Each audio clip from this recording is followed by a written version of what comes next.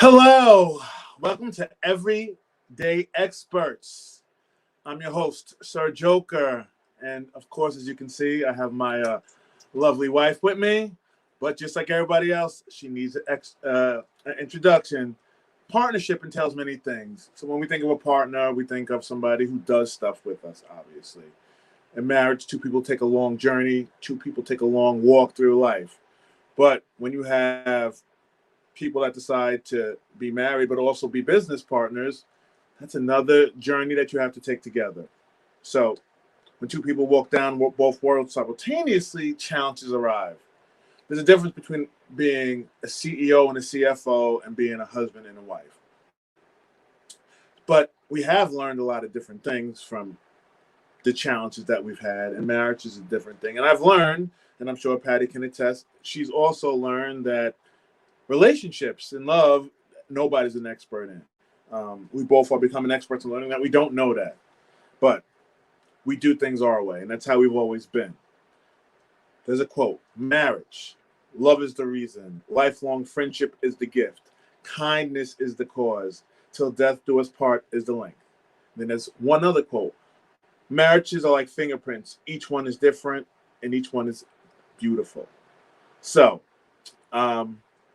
I bring to you Miss Patricia Carter, my favorite expert. She made me say that. My favorite expert. Hello, Patricia. Welcome to the show. Hi. How you doing? Good. I'm Achille. Nice to meet you. Just kidding. So, you ready to start, darling? I'm ready. Okay. So, the first question I always ask: if you could be a vampire, a werewolf, or a wolf, a zombie, a ghost, or a serial killer, which would you be and why? A ghost. That's creepy. Why would you want to be a ghost? So I can hunt people. Who do you want to haunt? Anybody in particular? No. No? No. Just you if I die before you. So if you die before me, you want to haunt me? Yes, I do. Thank you. I appreciate that. That's so very loving of you. But you know what? I think we should bring in somebody else. I think we should bring in a guest host. What do you think? I think so.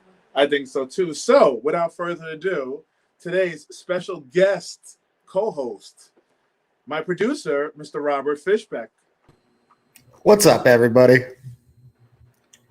Robot Rob in the house, sir.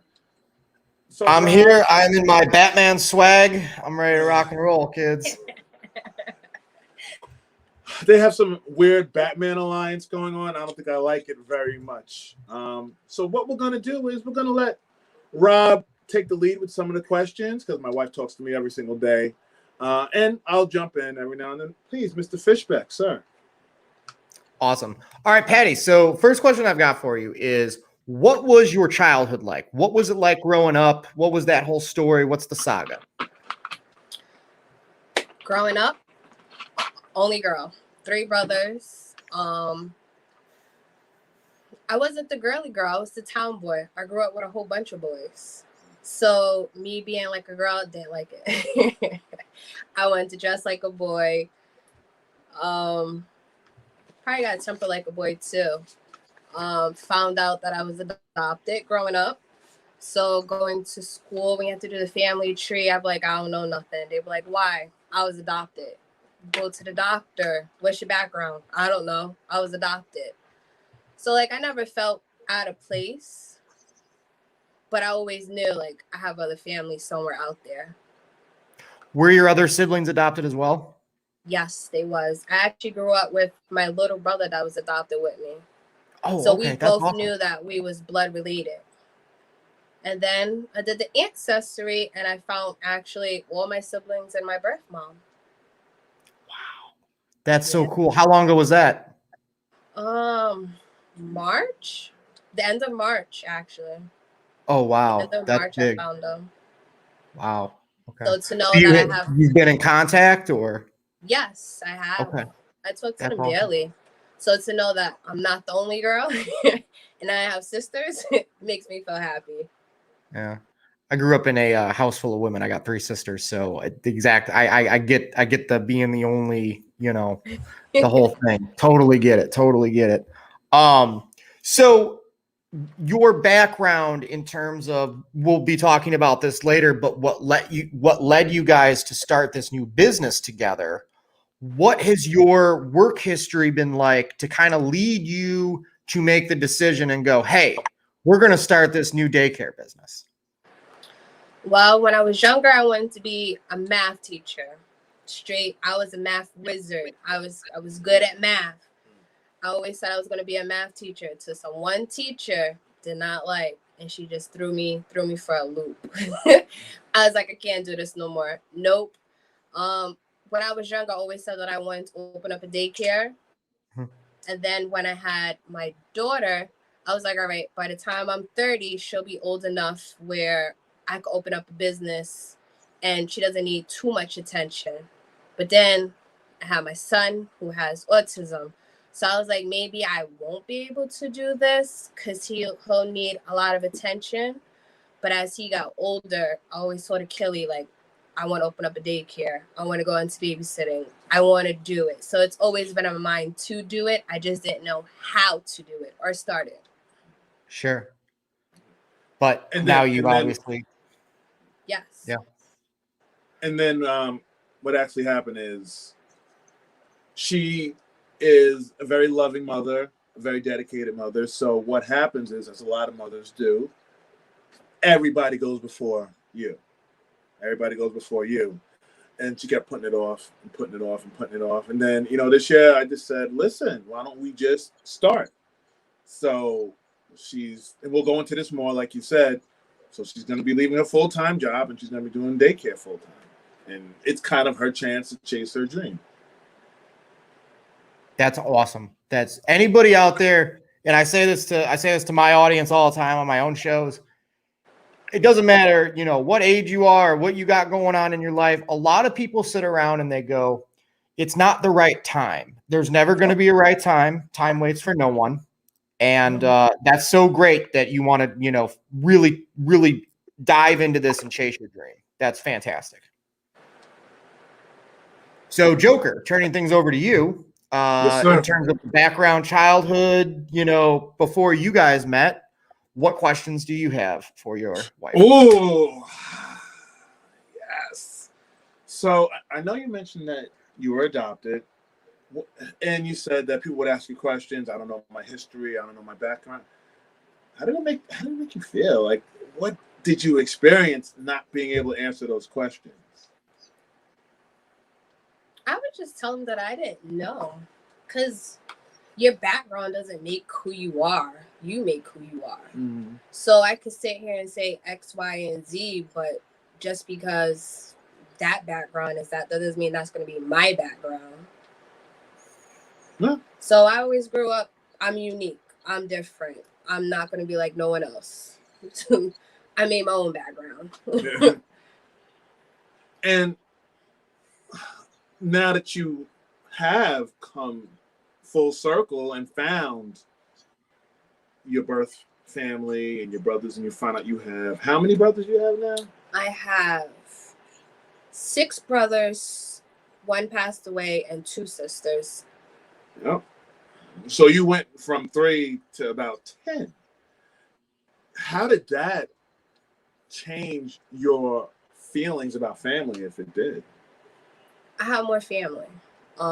Now that I have more brothers, it's like, all right, they're gonna be looking at me real hard now. Yeah. Now I'm the little sister. There's no, even a little brothers like, all right, what's going on? What are you doing? Who I gotta beat up for you? So it's like, even I always say blood doesn't make you family.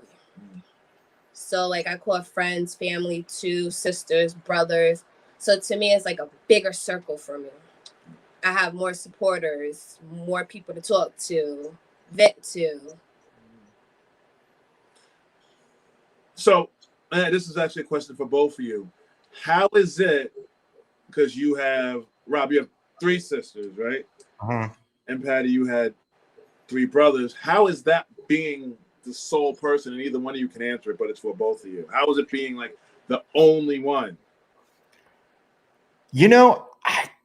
I don't know if I would be, maybe I would be a different person had I grown up in a house full of boys than a house full of girls. But at the same time, like, I don't really think about it. When I was younger, like my parents tell this story all the time. My youngest sister, Margaret, she'll be 22 this year. But when she was born, my grandma's watching me and my other two sisters. They're at the hospital. My mom's birthing Margaret, And my dad came walking in the door and he goes, well, we got another girl. And I was just so mad because I was just like, I was really rooting, for a boy, and I'm in third grade, right? And it's like, but now I don't think about it because it's just time moves on and, I wouldn't trade it for anything. I don't know about you, Pat, but it's like, I wouldn't trade it for anything, so. I wouldn't either because the older two brothers I didn't really grow up with. My little brother really wasn't there. So it's like I grew up the only child. Okay. So it was like I stayed to myself. I was happy to myself, by myself, because it's like I really didn't have to deal with no one really. I just had myself. Totally. So we've got a Streamlabs from Matt. I'm going to pull it up on the screen real quick. Slightly off topic for what we're talking about right now. What kind of is a good segue to maybe talk about some stuff down the road. I'm sure Joker's got more questions. But for now, Matt says, for the Bat Lady, what are some of the most annoying things about living day to day with the Joker? Nothing. My husband is amazing. The most annoying thing is when I'm sleeping and he wakes up before me and turns on the light, slams the door. Like, I'm trying to sleep here and lights flicking on, door slamming. Like, all right, sleep done, over. Alarm didn't even go off, time to get up now. That's the most annoying thing with him. Or if I'm sleeping at night and he was like, well, I got to find something. If you would turn the overhead light on, but I'm sleeping. Like, I don't want no lights on. Slamming the drawers. Like, no. I'm the same way. I'm the loudest person on my block. I just want to say that she actually sits on the throne of lies right now. No. There are times when I can be loud and I do turn the light on. But if you go to sleep before me, why do you turn off all the lights? I'm sleeping. I know you're sleeping. But now, mind you, she used to sleep with the light on, with the TV on, everything. And I got her into sleeping in the total dark and the total quiet. So now, what happened? She forgot about all of that. Yeah. What else annoys you about me? That's pretty much it. Nothing else really annoys me. Well, a good segue, and I don't know if Rob was going to ask this question. What's it like living with the Joker? I don't know if Rob was going to ask that question, and Rob, if you're gonna. Well, I mean, we'll talk about this, and then we'll talk about parenting. But before we get into it, I want to show some awesome pictures of the lovely couple that have been sent my way. Let's start with this one. It's a very candid photo right here, right? Hey, it's real, right? You can't fake that. Hey, you're always gonna have this in your memory with the pandemic and all that sort of stuff. You've got this amazing photo right here. Check it out, check it out, check it out. Totally. So there's that. And then all of their kids. So in the dog. How wonderful. Exactly. So yeah, go ahead, Joker. So what's it like living with because we're both Leos. I don't know if I told you, I think I might have skipped. We're both Leos. Oh, wow. I'm a real Leo and she's a fake Leo. No. So I'm a July Leo and she's an August Leo. No. August is better. August is not better. Nobody believes that. We can do a poll in the chat. Which Leo's better? August. No, it's July. No. So what happens is we have a lot of personality traits in common, but we have some big ones that would just juxtapose, like just so opposite. So would you describe yourself as an introvert or extrovert? You think you're outgoing? Nope, that's you. Nope. So you're an introvert. Yup. Nope, you're outgoing. I'm shy. You can be both. It's possible. Yes. Especially when it comes to people that are in the arts and creative and stuff, because you kind of have to be introverted in order to write things and whatnot. Yes. And like your normal day to day, Yeah. you know, you're an extrovert. Well, I can actually do both. Because once I get to know people, I'm outgoing. Mm. And I act a fool sometimes. But yeah. What else do you think makes our characteristics, like makes our personalities different? I'm into video games. You're not. Not at all. You're into like more horror movies, reading, documentaries, all that stuff. I could sit here and play my video game all day. What video games do you play? I like playing The Sims. Okay. That's Save me from The Sims. I like playing The Sims. I could sit there all day, peace and quiet. Okay, so tell Rob and your lovely guest all about your Sims addiction. I'd love to hear all about your Sims addiction. Are you a PC? Do they make this for like Xbox? They have it for PC, Xbox, but I play it on PlayStation 4. Oh, cool. Okay. I'll play it. I got the kids playing it. I got all the packs for it. So the vampires, aliens, the island. Yes, I have it all. And I'll sit there for hours and just play it. But see, that's great that you can like bring the whole family and get the whole family involved in something like that, you know? Yes. And they love it. My daughter has alien husband and babies, and she's calling from Tennessee like, are you playing my Sims? How long have you been playing The Sims? Has it last 20 years? I played it when I was younger, when it was only on a PC.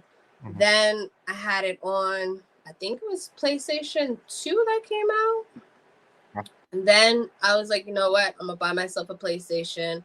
I'm going to buy myself The Sims. And when I brought it, I was like, no one's playing this but me. But yeah, right.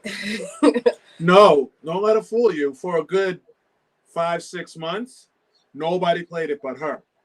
And she's just like, her newfound openness towards The Sims has just started because now she can have all of them do stuff together, kind of. I don't do the video games, but you know, whatever. To each her own. Yeah, he don't do the video games. Nope. Not even on the phone. I could do the phone. I play with the kids. But I'm not a game. I'm probably, that's another thing that I'm not really a games person. Like I'll do board games too. Oh, really? Okay. I played like when I was a kid. We had a PlayStation and then a PlayStation 2. And I would play like James Bond and like Hot Wheels racing games and stuff. Yeah. But then once I hit like 15, 16, it was just like, you know, I'd rather watch a movie or listen to an album or, you know, write. So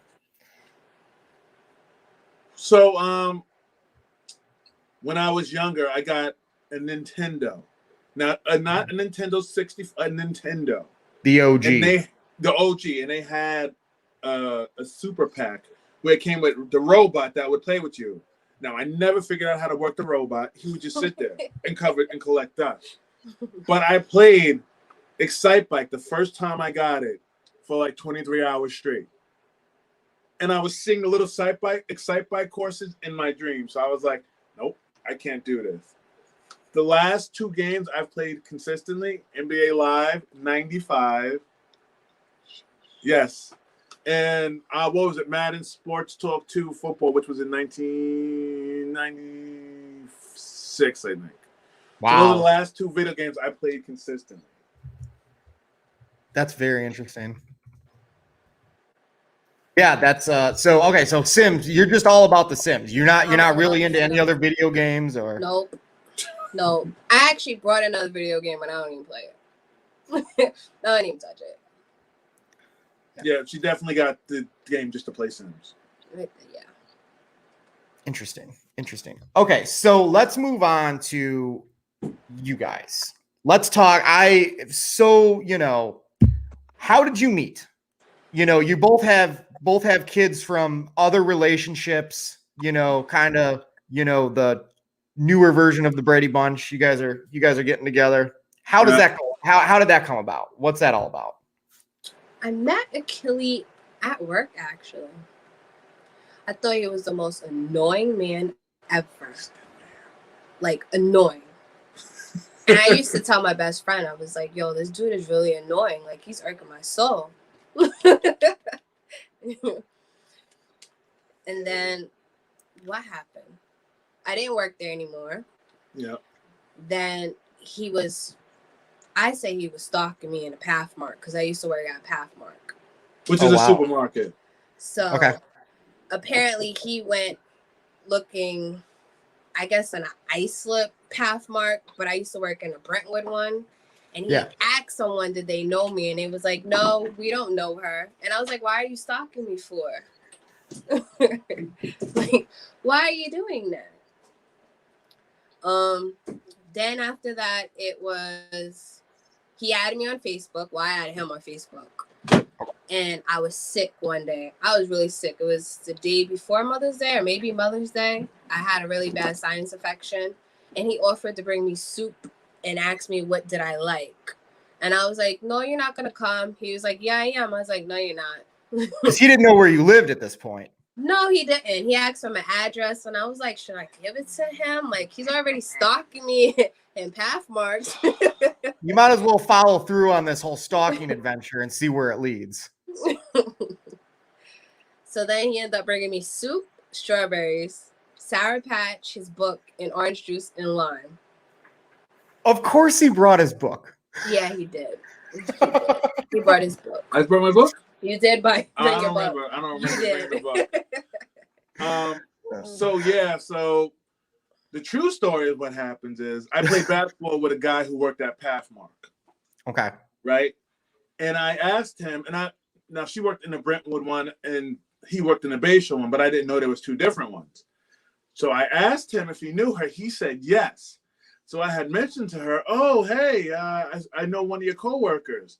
So that turned into me stalking her and finding out about her, which is why she's laughing. So I was just like, oh, I talked to one of your coworkers because I didn't know a lot of people that worked at Pathmark. Right.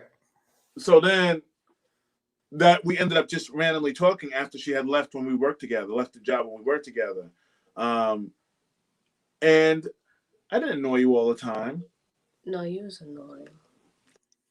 You was annoying. Yeah. So we ended up ultimately just going on our first date, which was to a poetry reading, which she had never been to, and I happened to be performing. Yeah. So she was like, no, it was an open mic.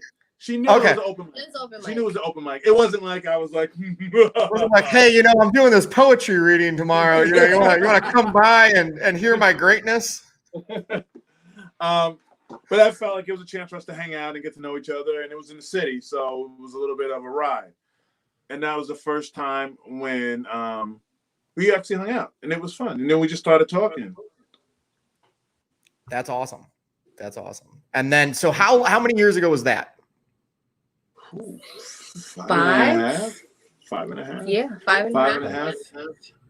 So when did you guys start living together?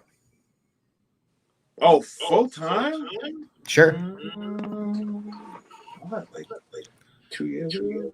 Yeah, probably like 2 years ago, full time, like the whole time. Okay. We would go to my dad's house, and then we would be here at her mom's house, so it was back and forth. But probably like the last 2 years, I moved in here because it was just easier logistically. Sure. Wow. And then you guys have been married for how long? About a year, almost. 2.5, going on 3 in 2.5, 3. Okay. Wow. Okay. Yeah, she tricked me. That's awesome. It was a Ponzi scheme. No. So in terms of parenting, do you guys have different parenting styles? And then when everything kind of came together, you had to make some adjustments, or was it easy breezy? What was it like? Did the kids all get along at first, or was there adjustments that needed to be made? What was that all about? The kids got along pretty well. We actually went to the park with them. They met up. They fell in love right away. Okay. They were easy. Parenting, it was more me asking for help since I did it for so long by myself. Yeah. To get the extra help is like, wait, I don't got to yell at them.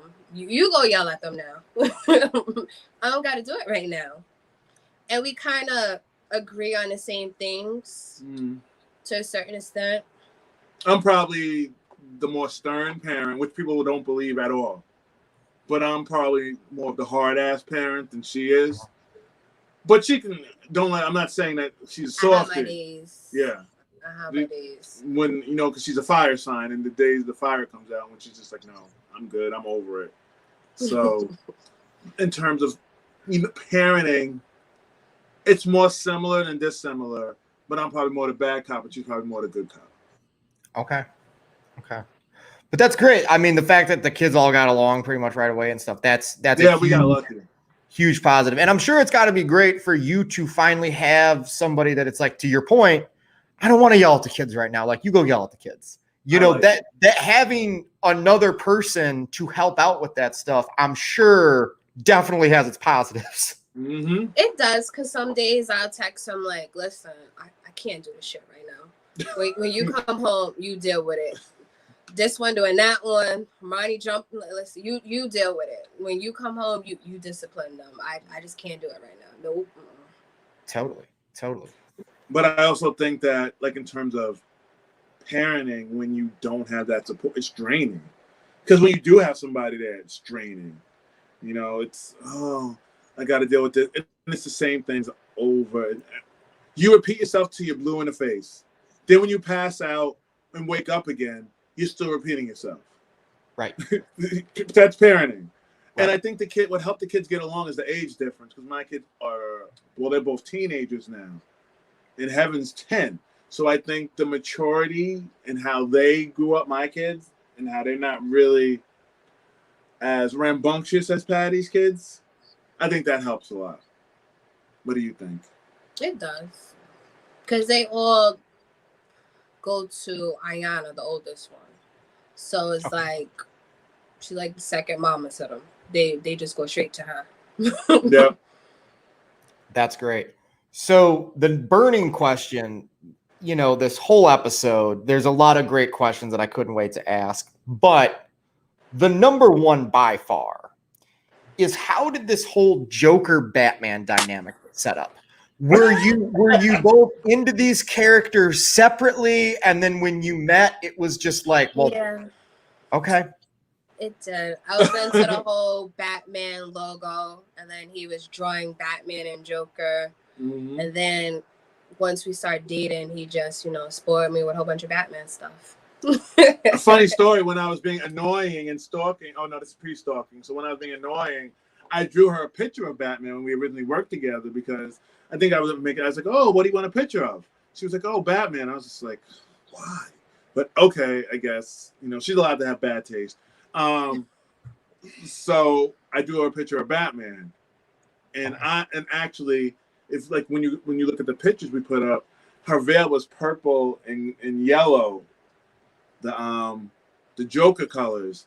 So the yellow and purple, that's the Joker, and that was our theme. Batman and Joker, like her side was black. Well, you say gold, I say yellow. Black and yellow. My side was purple and black. So we actually had a Harley and Joker topped cake. Okay. Yeah, it was cool. We did a lot with the Batman Joker theme, and then the bottom of my dress was, one side was yellow, right. The other side was purple. Yeah, that's so cool. And Joker, you've always been into Joker, correct? Forever? No, not forever. Okay. I think I would say probably. I honestly got into Joker when Dark Knight came out. Okay. I like comic, because like I said, we've talked about this before. I'm not a huge comic book person. I'm not a huge nerd, blah, blah, blah. I like Blade a lot too. Jake, that's all right. We'll help you plan your wedding. Come see us. CarterLifeVisions.com. And what happened was we put, I'm sorry, I saw Joker. I saw like, oh, Joker and Batman would be a great couple. Thanks, John Bainbridge. You're the best. I knew that when I saw the Joker, I was like, ooh, this is interesting. Because I've seen the Cesar Romero, I've seen the cartoon off on. I saw Jack, not bad, just didn't grab me. Jack was great, but not Heath Ledger. It didn't grab me. Heath grabbed me, and I was just like, oh. Because he's a little crazy, and you know he's a little demented. But what I like about him, and this is kind of like us, he's Joker. He's Batman's counterbalance. He's the one that, you know, without him, there wouldn't really be a Batman. And especially with you being in the field of mental health, yes. I think, you know, I've talked about, you know, some of my favorite characters in film, you know, on my shows before. And Joker always makes the top 5. Heath Ledger's Joker. And now, I mean, Joaquin Phoenix's Joker, I suppose, as well. You know, different take, different movie, but the psychology is absolutely mind-boggling, you know. And it's like, me not being a comic book person, to see Heath Ledger take this character to a whole nother level, right, makes me go, well, what other characters can you take to this level? Right. You know, what else in the rogues gallery of Batman have these, you know, characters that are so interesting psychologically? And we've got that a little bit with Harley Quinn and all that sort of stuff. So I think one of our specials has to be something about that, because that's a deep dive. We could talk about that for days. But I also think the Batman Joker thing is just interesting. Okay. It's interesting. So one day she was sitting in the car. She told me she was at the gym, and our truck license plate is Bat Joker. And and somebody kind of like they were like laughing, right? And they were looking at it. Yeah, they were laughing at it. And then she got out, and they were like, "Oh, I'm sorry." And I think she explained that that's our thing. That is, even at work, they be looking at they know it's me with my license plates, no matter what car I drive. They be like, one day you got Batman, other day you got Joker, then you got both of them together. They be like, but why? So when I explain to them, I'm into Batman, my husband into Joker, they be like, oh, okay, that's cool. See, because her car is Bat Lady, the truck's Bat Joker, and my car is AC Joker. Or SirJoker. You guys have a truck? What, like a pickup truck? I'm sorry. We have an SUV. Oh, an SUV. Okay. An SUV, not a pickup truck. Because if I got a pickup truck, I would want to afford like $450. Right. Yeah. Because like where I come from, the word truck, it's like, I know, it's kind of bad. I know. When I was down south, they did the same thing. Us Northerners call SUVs trucks. But yes, I had to modify. Love it. We've got a Streamlabs from John Get Bent. It says, do you see any of yourselves in your kids, or are they a complete shock to the system? Ooh. I see Heaven and Armani in me. I see it. Heaven, the attitude. Armani, the talking back, the attitude. Quick with a smart answer, Armani. Both of them likes to have like a stuffed animal, and I say this, but I have to sleep with a stuffed animal too for comfort. I have to, and they do it too. I think my daughter Ayana has a lot of my no, I think she has my calmer traits. And I think my son Devin has my outgoing traits. Like so Devin plays basketball, he's outgoing. And then Ayana used to play, but she kind of is like, oh no, I got to do school now. But he's more outgoing, more social, talking to people, you know, bouncing around, but can also be to himself. My daughter has more of like the focus and the hard work and the liking to have control of her environment type personality traits. So I think our kids are both of us, but I think Armani's starting to pick up some of my traits because, you know, people have told me I have issues, but I'm not going to say who. But I do think that he's an extrovert too, and I think that is what we find a common bond. And Heaven is, I don't know. Heaven's like an alien. Shut up.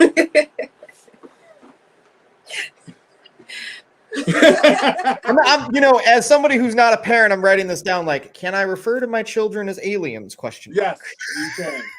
No, she don't let him fool you. When it comes to heaven, he calls her Bug. Like, she's the most spoiled with love and caring from him than never before. I'm like, you want to go to Achilles basketball going? No. He'll ask her, do you want to go with me? Yeah, I want to go. Anytime he goes to the store, she wants to go. So, like, as much as he said that she's a pain in the butt and she's an alien and possessed, all those might be true, but don't let him fool you. Like, she's spoiled by him. Spoiled rotten. That's great. All right, so we've got your backstory. You're here now. Okay, it's 2021. We're kind of getting out of the pandemic. Now it's time to start Carter Life Visions. What did you just wake up one day and go, it's time? What led you to make this decision? And tell me all about your business, what you guys plan on doing, and plug it away. Go ahead. Sorry. Actually, Killy got it started. He told me his plans and what I could do with it. Asked me, did I like the name? I said yes. Then once the website got up and got all the stuff together, I was like, wow, this is really happening. So then I was like, if I don't leave my job now, I'm going to be stuck there and I'm going to procrastinate and never do what I want to do. So I'm just going to go dive straight into it. So a little bit of the back. We sat down and we tried to decide, what do people need? What did we need as parents? And Right. Helen said it when Helen was on. Helen said, finding somebody to babysit, to give me a break, to be like, okay, go take 4 or 5 hours, because there are days when that 4 or 5 hours is life, because you're tired, you're stressed. Because think about it, and because you have a lot of people that you help, that you assist. You're starting your network and all that stuff. People are always constantly taking. Now add to that 4 grubby little kids that are taking, and then you have to also honor your marriage, and that's taking time from you. So we were like, what do parents need? We sat down and we said, well, she always wanted to do daycare, so that's the foundation. Daycare, babysitting services. That's the foundation of Carter Life Vision. And then moving from there, we both have expertise in working with autism specifically, but all developmental disabilities, cerebral palsy, epilepsy, all these different things, because we've come across it at our work. So we said, well, parents with special needs want somebody that's going to be understanding, that's going to be patient, and that's going to be there and supportive for their kids. So we said, well, let's put that in there. Then we also said, well, knowing us, some parents don't have an idea. Like Helen said, I didn't know what I was walking into. So we have the family support, where if somebody has a question, has an issue, give us a call. We can try to help you work through it. Me being a therapist, eventually I'm going to branch into individual therapy, but that aspect of, what are we talking about? What's wrong? What's going on? What do you need help with? Because I used to do in-home parent assistance, parent training, in-home. I've been in the field for a long time because I'm old. Shut up, Patty. So we sat down and we really came up with a game plan. Some people call it a perspectives, but we sat down and we said, what do people need as parents? And that's where we started. And it started with Patty wanting to work with kids, other people's kids, because you can give them back. I'm sorry. I mean, because she wants to help parents and help kids, and she likes kids. So that's kind of where we started, right? Yeah, I did. Yeah, go ahead. And then most daycares don't. Well, a lot of people that have children with autism or a disability, it's very hard to find someone who's responsible, caring, understands the parents. It's very hard for someone to watch them. My son has autism. The daycare kept calling me every day, and they didn't know what was going on with him. They threatened to kick him out. So, wow. As he got older, it was he did slow down, but I was like, you're gonna have to have more patience with him. He has autism, right. And They actually, now they love him. No. He's like one of the oldest kids that's been there. He knows the structure. It was new for him. Mm-hmm.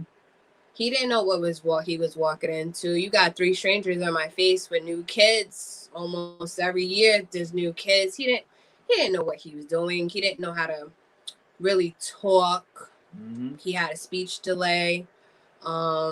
He didn't want to play with other kids. He would just have outbursts. He wouldn't listen. But now that he's older, he kind of calmed down a little bit. Not 100%, but a little bit.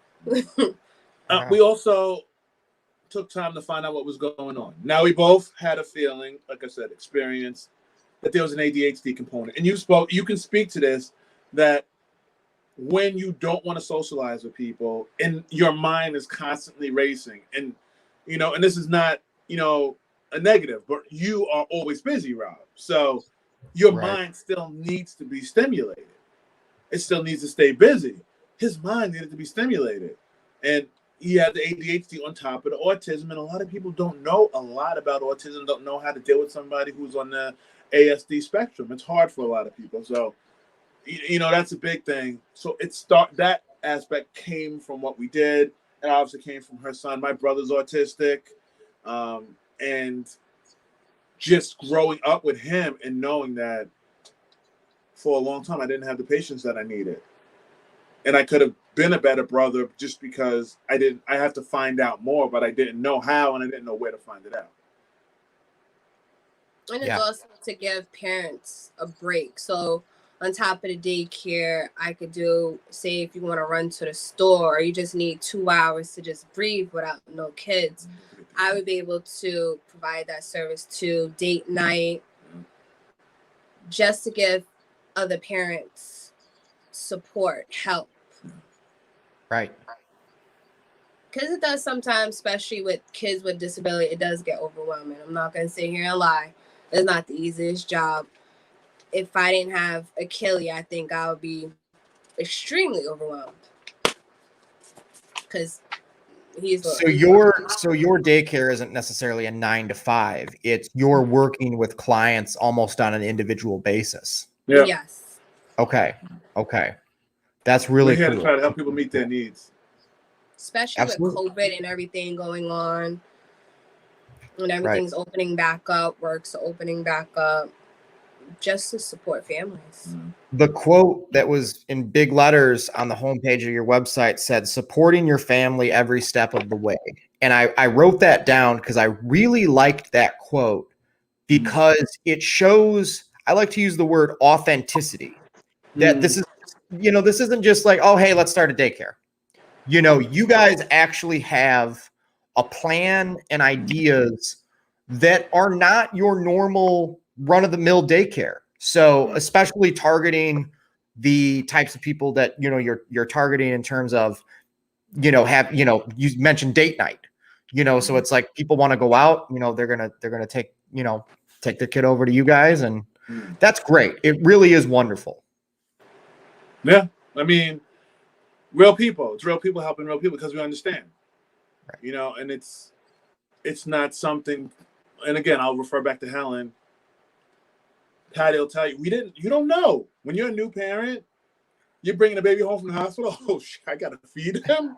Oh, I got to change him. Because in the hospital, you kind of get spoiled. And when I had a kid 147 years ago, when Ayana and Devin were babies, they would let you stay for 3 days. They would let you stay for 3-4 days. Now, it's a day and a half, and they're sending you home. Right. And there's no parent training. There's no prerequisites.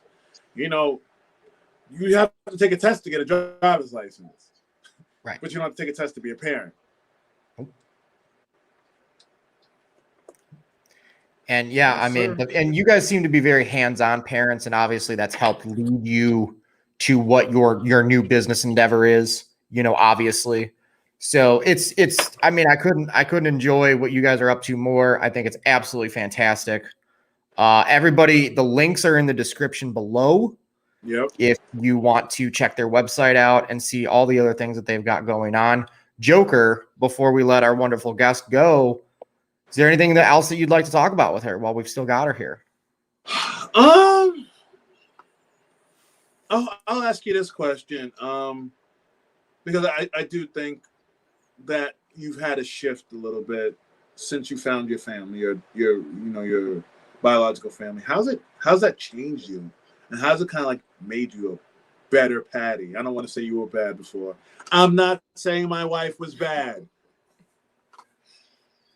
How did it change me? Yeah, how do you think it's made you like a better Patty? For one, I have little sisters. So one of my little sisters was like, I'm gonna look up to you. I see you're doing things. You've got your life together. I'm gonna look up to you and try to get myself on the right path.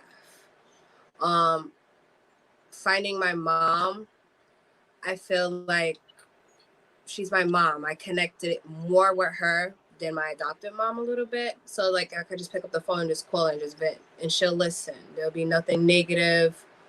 She'll just listen, just give me her feedback on what she wants. I could pick up the phone, call my brothers, have a conversation. So it's like I have more people to talk to now. Mm-hmm. That's absolutely fantastic. That really is fantastic. I see in the chat, I see some of your friends have joined us tonight. The burning questions. Oh God! And then followed up with. Oh, when are we gonna have another baby, Patty? I'm not. After I gave birth to Armani and found out he had autism, when he was younger, I could have sworn that little boy did not like me. To go from doctor to doctor, because all he did was cry from 1 a.m. to almost 5, 6 a.m. Found out he was a colic baby. So after that, I was like, yeah, I can't do this no more. I don't want to do this no more. Like, I don't know what's wrong with my son and I can't help him. I would go from one doctor. They'd be like, oh, nothing's wrong. No, you're wrong. Go to the next doctor. Oh, there's nothing. No, you're wrong. So I finally found a doctor that was like, something's wrong with your son. So after that, I was like, I can't bring another life into this world knowing that he's going to need 120% of my attention. Sure. I didn't want to take that away from him. So we both agreed, no children. And when you haven't done something for 14 years, I haven't had a baby for 14 years. Because even when I came into Patty's life, Armani was 2. So he's not a baby. And I'm honestly, and I'm not a fan of the first year of babydom. I'm not. It's annoying because you can't sleep and always making bottles, always having to breastfeed and all that, waking up.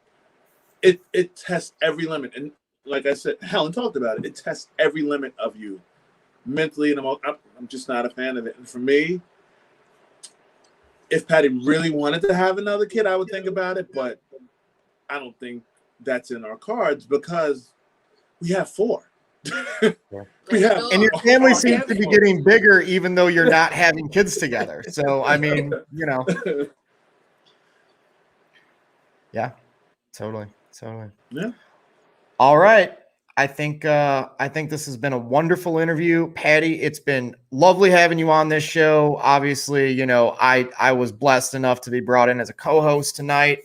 Joker, I'm going to let you take things back over to close out this segment of the show. And then we've got some stuff we want to plug and chit chat for a little bit before we get out of here tonight.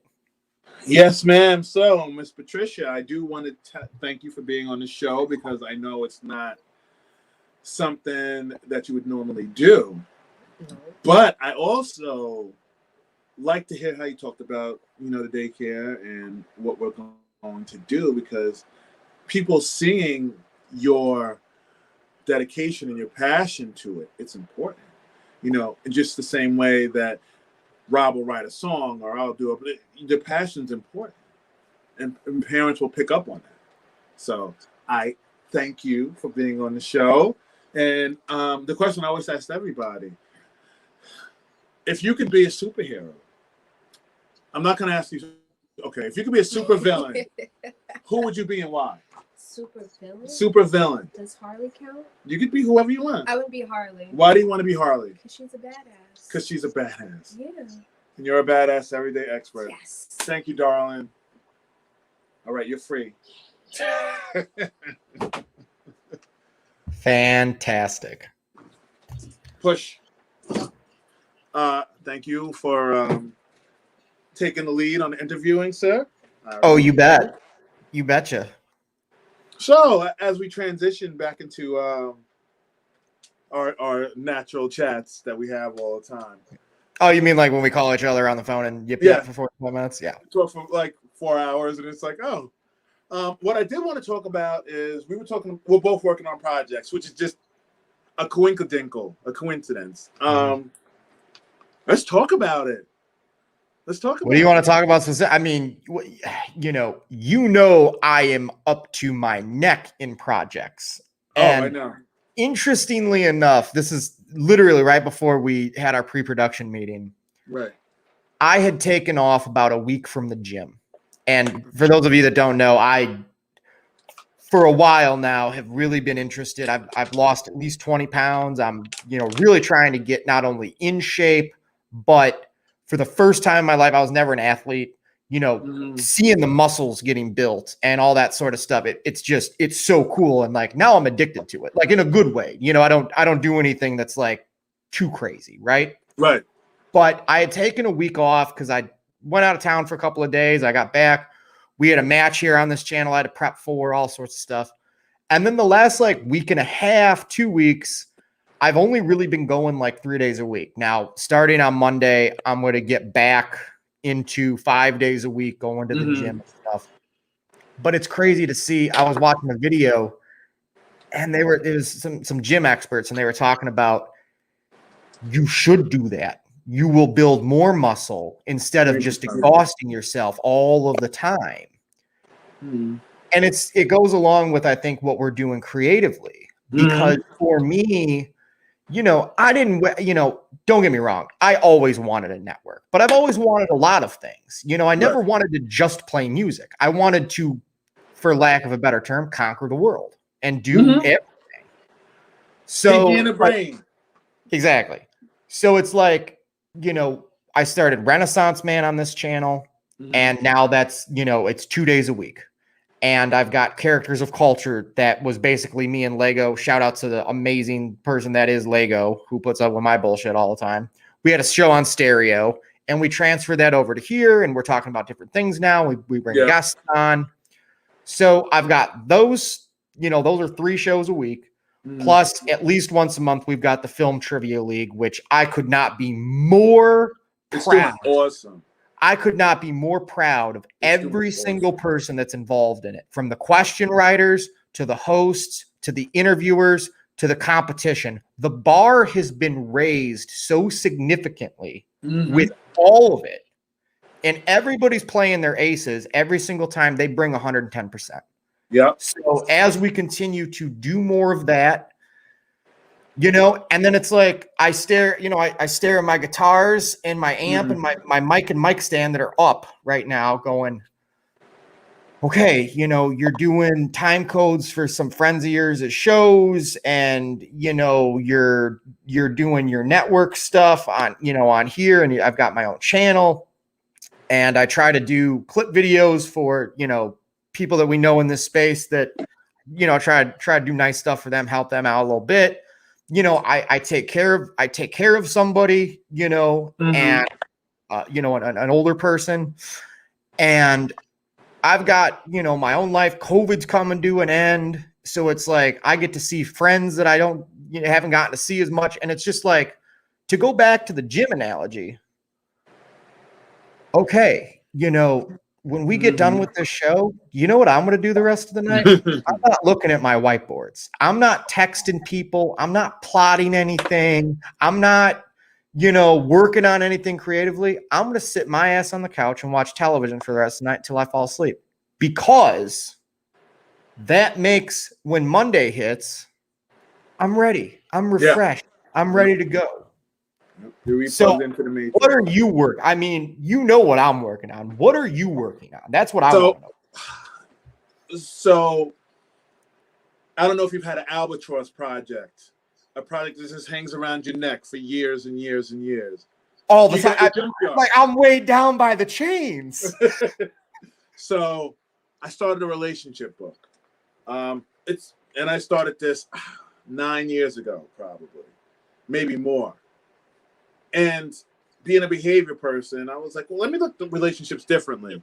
Let me look at the behavior of relationships, because there's 8 million you can do this, self-help, blah, blah, blah, Dr. Phil. People don't digest that. People aren't going to, they don't care. I mean, if you have somebody that's going to sit down and read a Dr. Phil book, they'd rather watch Dr. Phil and get the same information.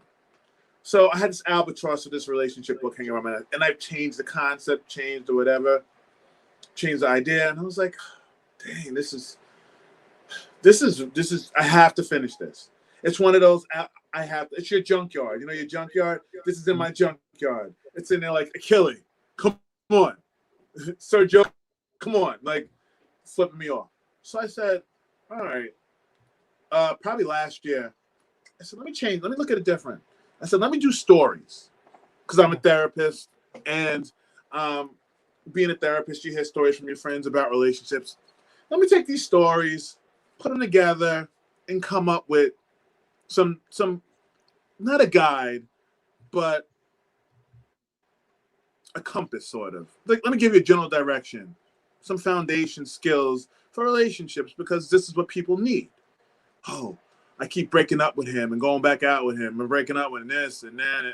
And it's all the same stuff that everybody goes through and has gone through in their relationships. Oh, I broke up with him and we were good for 3 weeks. I saw him, we hung out, we hooked up, and now we're back together.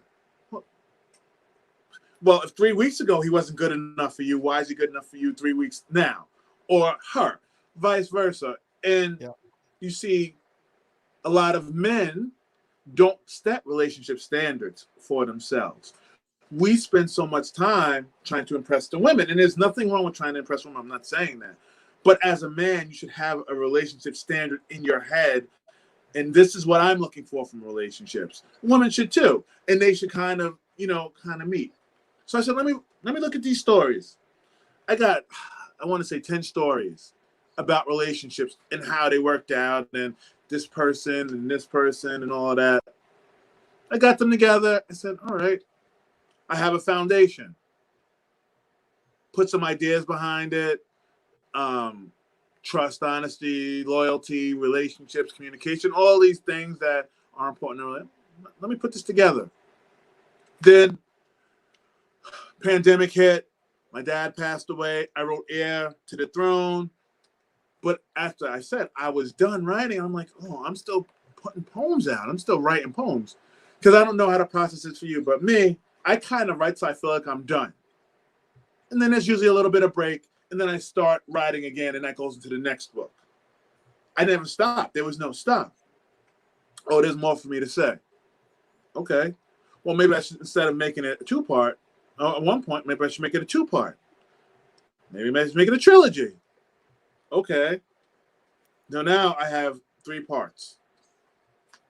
Oh, I had this relationship book. Wouldn't it be interesting if I called the book Heir 2, like Heir number 2, Love and Poetry, and I make the first part the relationship book, and the second part poems, like a collection of poetry. So you go through all that, and then you see it actually implemented. You have a realistic implementation of relationships. And then you have the love and all of that, and the poems and the relationship, because that's what poems are. That's what songs are. It's different relationships. And there's going to be a political poem and a political song and all that stuff sprinkled in. But for the most part, you talk about breaking up with somebody. You talk about how people aren't treating you right. You talk about how the government isn't treating you right, or the government's treating you, whatever. That's all relating. So now I have this idea, and now I'm in the final works of Heir is going to be part 1. Heir 2, Heir to the Throne is already out. Heir 2 is Love and Poetry. And Heir 3, I haven't got the concept yet, but it might be something around parenting. Okay. Full circle back to what me and Patty are working on in terms of the daycare and stuff like that, me being a therapist. But I feel like the things people struggle with are parenting and relationships. Sure. So 3's not done yet, but 2, I'm in the final stages of going through the stories, cleaning it up, the editing process. You know, the what do you call it when you do mastering? So like the mastering of the book. Sorry, I know I talked a lot. Go ahead. No, you don't talk nearly as much as I do. That's fantastic. That's and I think, I've said this for a long time. For me, creatively, it's not that I'm ever stuck in a rut. It's that I'm just so busy doing other things that it's, okay, now I got to get back to the writing songs. For me at least, if I go a few months without writing anything, there's always a little bit of that, if it's been 3 or 4 months, there's a little bit of that. Guilt. Am I still going to have the magic? Can I still pull the rabbit out of the hat? Yeah. And it's like every time I go to the well, I've been so lucky that it's just waiting there. And I think, because you're always writing. I mean, I don't think 2 or 3 days go by without me putting 2 lines into a notepad on my phone. You know, now that notepad, there's a lot of pages in there that I've not gone to pull from yet. Yeah. But when I go to do it, it's all there waiting for me, which is the upside. I mean, to sit down and go, okay, I think I'm going to write a song today and pull my guitar out and a notebook and start to do it. You can do it that way. But what I found works for me is when you get something, a line or something, write it down. And then when you're ready to just knock it out, it's like, it's all there waiting for you. Yeah. Just sit down and spend the 3 hours and knock it out. Yeah. And now that my buddy Max has been coming over here, showing me how to work recording stuff on my laptop, I'm blessed. I've got this new MacBook, and he actually just released an EP. He's got Logic Pro, and it sounds so good. He did everything himself. Oh, he did his whole album? I'm like, okay. So now it's even more so like I write the song and then I'm like, well, I just want to cut it. Yeah. Like, you know what I mean? Like, why the fuck would I wait 9 months to, cut this thing? So whether, I have an EP out this fall or an album out this winter or whatever, you're always giving me a hard time. You're like, did you set a date yet? Did you set a date yet? I'm having so much fun with the process that, to me, I don't want another year to go by and not have a lot of output, but I'm enjoying the process so much with everything that I'm doing that's constantly feeding my tank, my gas tank being full. So it's just, I'm just going to keep doing what I'm doing and we'll see what happens, So, are you at a point where maybe the theoretical album you're working on, and I don't mean theoretical as you're not working on it, but the album that's still framing, it's not done yet? Because I feel like sometimes I'll be like, oh, I should finish. This doesn't feel complete. This doesn't feel finished yet. Do you feel like maybe the album's just not done yet? Oh, this record, no, not even close. Just because I've been so preoccupied to just sit down and write a little bit here and there is I'm lucky enough to be able to get to do that. But once again, when I first started to play guitar, I was just like, man, I'm never going to get a song written because I'm spending all my time playing guitar. And don't get me wrong, I'm not a great guitar player. I plateaued early on because I taught myself. I've never had a lesson. And I've always been an acoustic player. So, like, I'm not a lead player or anything like that. But, like, I know I just wanted to get good enough at guitar to be able to write songs, right? But once I got there, the songs just would pour out. So it's like with this network, we're on episode 3 of this show in a week. And, shout out to Matt, who's going to be coming in to help produce, because I'll get everything set up. But going forward, I've got a lot of stuff on my calendar. So, you guys can handle this on your own. I'll just set everything up and produce and do all the stuff that I do. Yeah. It's a similar thing with the Trivia League. I started out playing in it. And now I've got so many wonderful people on the team that it's like I can just be the commissioner and schedule the matches and be the mastermind behind it all and, call Ryan Payne. Hey, how's the questions coming? Oh, they're coming along. And then, talk to Ryan White on the phone or talk to Lego or whoever and get it, call Jake. Hey, I just got everybody's nicknames and their pictures so he can make the thumbnail. Yep.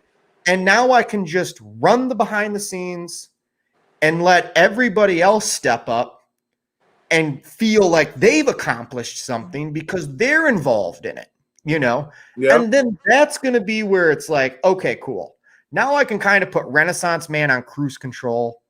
I kind of can get Characters of Culture on cruise control. This show, fantastic film trivia, and go, great. Now I can write. And once I've got more material, like more songs, I made a decision when COVID hit. I go, I can't go back to the bar gig life. It was just, you're dealing with drunk people at 11 o'clock at night on a Saturday that want to hear Led Zeppelin covers. And that's not what I do. And there's a lot of people that do, and they're phenomenal at it. That's just not for me. So when I go, I'll know when I'm ready. Okay, I'm going to start booking dates for October, November, December, and say, hey, whether it's a co show where I split the bill with somebody for half the money, but I'm going to go out and play for an hour and a half, not 3 hours. Play for an hour and a half and do what I do. Play my songs, a couple of covers, no more than 3 or 4. And that's it, but I'm used to playing these 3-hour bar gigs, or breweries, or, I've played some festivals, played some, out of state gigs and stuff, but the bulk where the money's at is doing bar gigs. You know what I mean? So I like that. So the big question, the burning question, as you said, in my Rob Fishback voice, what's the next project you're working on? What's the next show? What's the next? Not what's now. What's next? I want to do more music shows. I want to do more music stuff. I've talked about it before. I've covered music news on Renaissance Man. To interview other musicians is definitely something I plan on doing more on Tuesday shows, to interview more people that are musically inclined in general.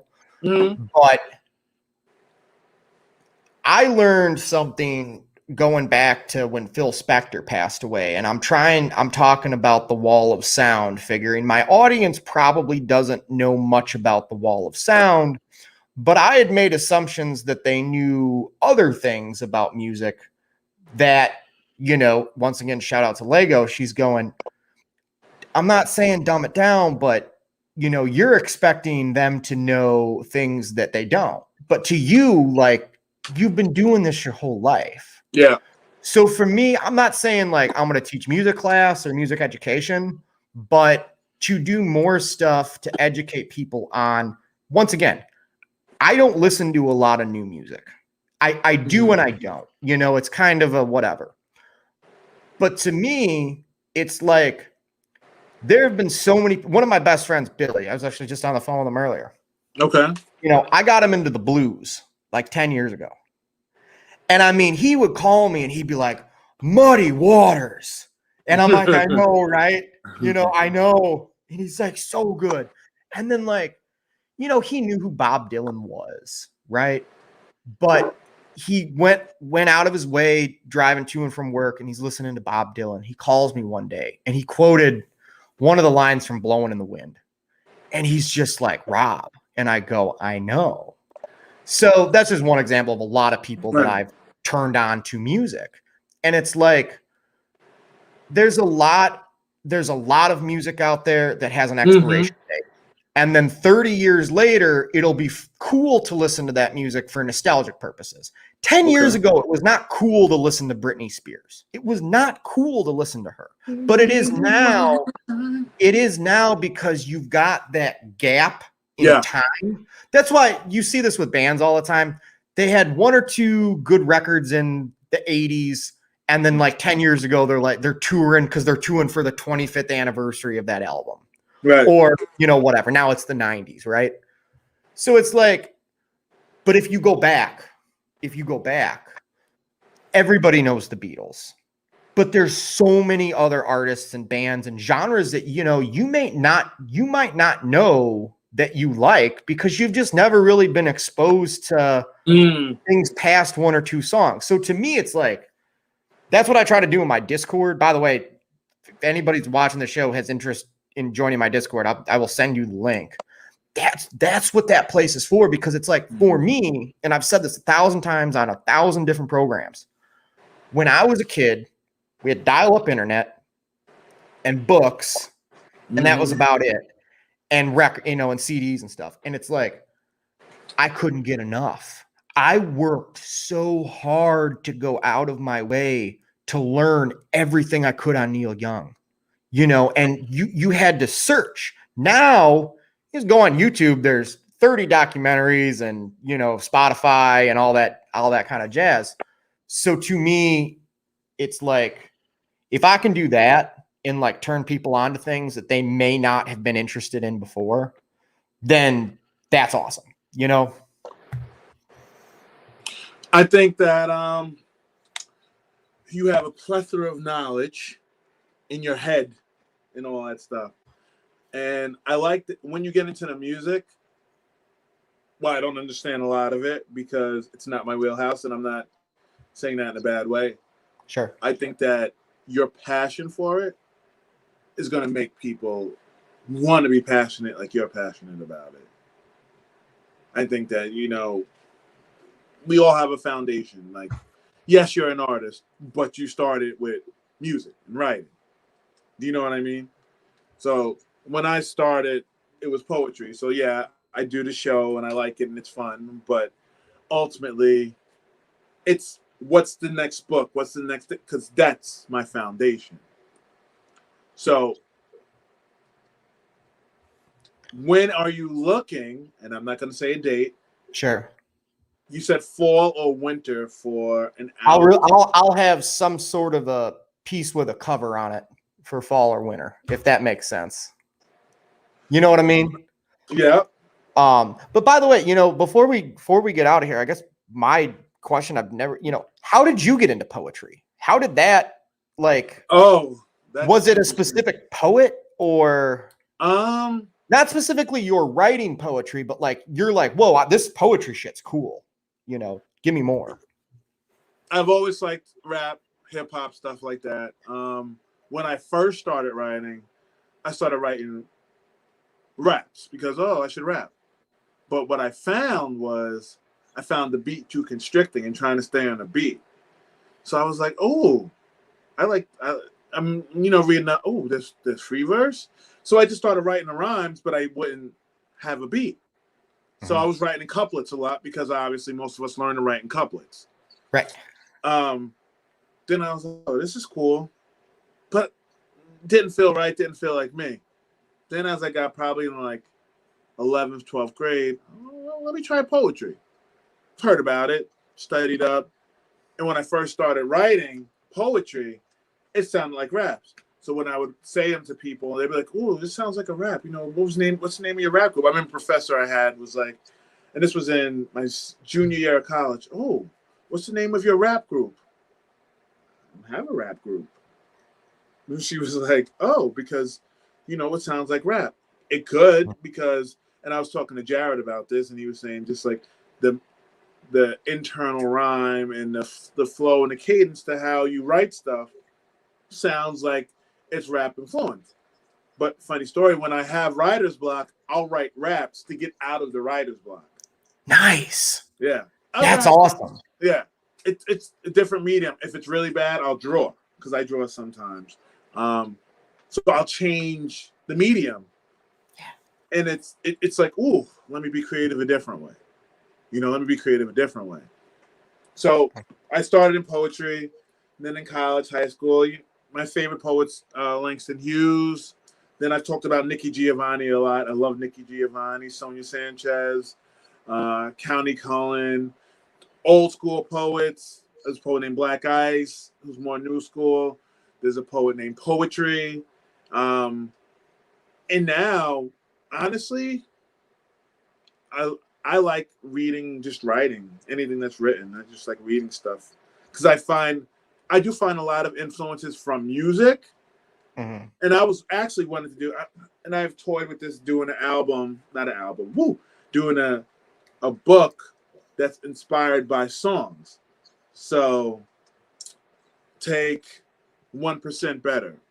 Sure. 1% Better. I'm listening to it. Oh, what am I writing off 1% Better? Not copying it, but was it inspiring me to? And then being like, oh, wrote this, was listening to 1% Better. So that's a possibility for the future. But it really started with rap and listening to how people put their flows together, because being a lyricist, I'm always listening to lyrics.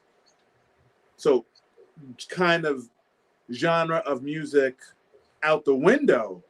Mm-hmm. I always like listening to somebody who has good lyrics, who can put a song together that's interesting and a different concept. So I like stuff like that. So that's kind of how I got into it. That's awesome. That's awesome. All right. Well, what do you say we let the people go and we get out here? It's so weird because like I'm so used to closing things out, but it is your show, so you can close things out here. I'm just the guy behind the scenes. You're always the guy. You're the guy behind the guy behind the guy. Mr. Fishbeck, it was always a wonderful conversation, but I do want to actually get, the Jared and the Matt on the show, and I want to talk about creating. I think that would be a dope show. Maybe sometime in the fall, like right before your album comes out. We should always speaking at it now. But hey, you know what? Here's the deal. You gotta have people pushing you. Mm-hmm. By the way, before we do get out of here, this is yes, the upcoming slate. Why don't you fill the people in? Yes, sir. So coming up on July 13th, this Tuesday, my amazing mod, Mr. Sir Matt Munoz, me and him will be chopping it up and talking about photography, which is not something everybody knew he did. Music and Puffin the Magic Dragon. He's an avid, what's the word? Avid cannabis consumer. Yes, thank you. An avid pursuer of marijuana. Next Saturday, the 17th, my good friend Ray will be coming on. He's going to be talking about coaching and parenting and being a father and just that whole dynamic. And we talk a lot about social class and NBA and social dynamics. So we'll probably touch on that. And bringing home the Bigger and Blacker episode. Saturday, July 24th, Mr. Jared Jenkins, the man, the myth, the legend. We'll be talking about music production and hating on Seattle. He's a very deep and involved man. And getting to talk to him for the pre-interview was awesome. So, like I said, we got some big things in the works. So, Mr. Fishbeck, I thank you for your time as usual, sir. And proving again that you are an everyday expert. Thank you guys for tuning in. Nanu. Take it easy, everybody.